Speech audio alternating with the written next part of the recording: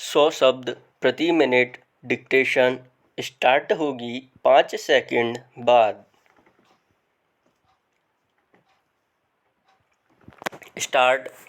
आदरणीय साथियों, कई सरपंच निर्विरोध चुने गए। अनेक चुनाव के बाद जीतकर सरपंच बने। ग्राम पंचायतों के सरपंच ही पंचायत समितियों के सदस्य बने एवं उनमें से प्रधान व उप प्रधान अप्रत्यक्ष रूप से निर्वाचित होते रहे।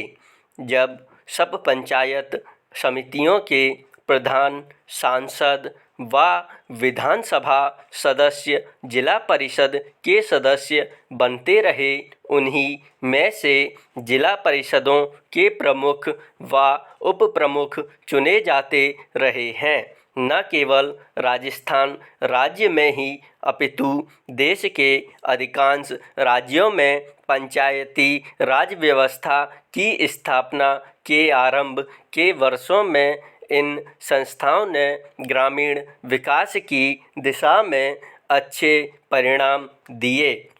लेकिन कुछ वर्षों बाद किन्हीं कारणों की वजह से पंचायती राज संस्थाएं अपने सौंपे गए उत्तरदायित्व को सही ढंग से निष्पादित करने में असमर्थ दिखाई देने लगीं, अर्थात ये संस्थाएं अपेक्षित परिणाम देने में असफल रहीं।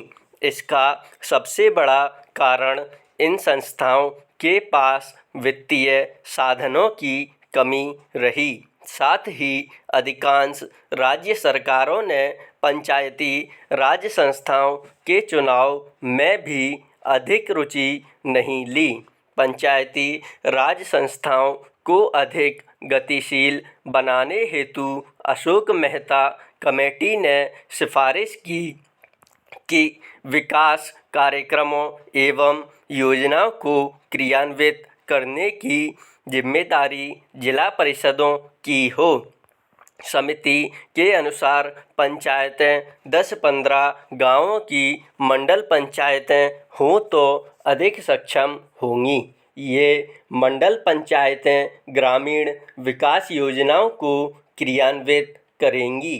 साथ ही समिति ने पंचायती राज संस्थाओं के चुनाव मुख्य निर्वाचन अधिकारी से करवाने की सिफारिश भी की। ग्रामीण विकास की प्रशासनिक व्यवस्था व गरीबी उन्मूलन समस्याओं हेतु गठित जी.वी.के. राव कमेटी ने जिला स्तर पर योजनाएं बनाने व नियमित चुनाव कराने की सिफारिश की थी। देश की पंचायत राज व्यवस्था को सुदृढ़ व पुनर्जीवित करने हेतु गठित डॉक्टर लक्ष्मीमल सिंघवी कमेटी ने ग्राम पंचायतों को अतिरिक्त वित्तीय साधन देकर अधिक सक्षम बनाने पर बल दिया तथा साथ ही पंचायती राज संस्थाओं को संवैधानिक मान्यता दिए जाने पर भी विशेष बल दिया। पैरा।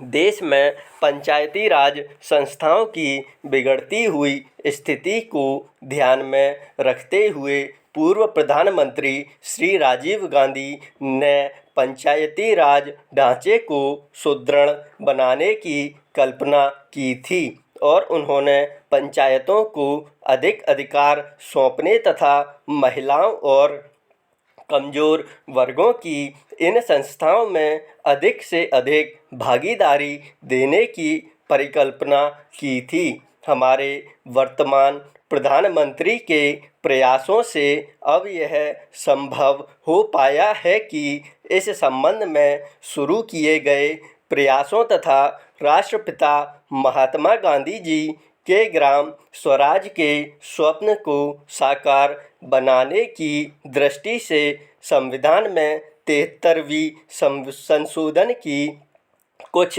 महत्वपूर्ण बातों का जिक्र करना चाहूँगा।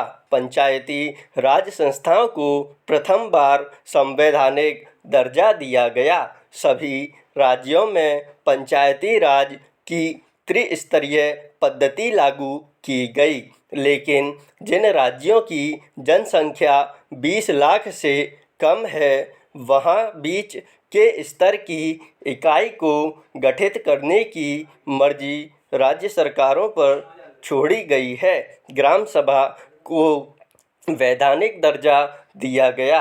हर 5 वर्षों में अनिवार्य रूप से चुनाव होंगे। चुनाव की व्यवस्था एक स्वतंत्र चुनाव आयोग करवाएगा। स्टॉप।